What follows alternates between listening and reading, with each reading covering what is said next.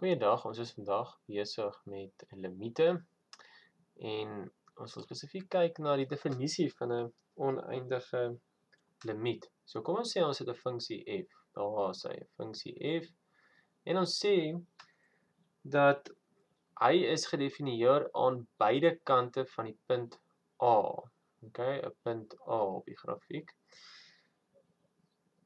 Maar hy's moontlik nie gedefinieer by 'n punt A nie. Okay, nou as dit die geval is, dan gaan ons sien dat die limiet van hierdie funksie fx, soos die x-waarde na A beweeg, dan en hy gee vir jou 'n oneindige waarde. So soos die x na A beweeg, en hy gee vir jou 'n oneindige waarde, dan beteken dit dat fx al groter kan word, soos A, hoe nader A aan x kom. Nou, kom ons teken dit. Dan gaan julle nou duideliker sien. So hier is die funksie fx en hy gaan, en nou soos hy na punt A toe gaan, dan gaan hy hoër en hoër op.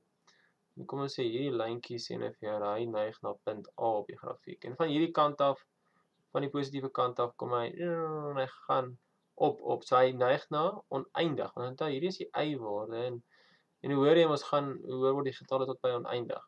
Nou al wat hierdie ding sê is dat as jy so 'n funksie het,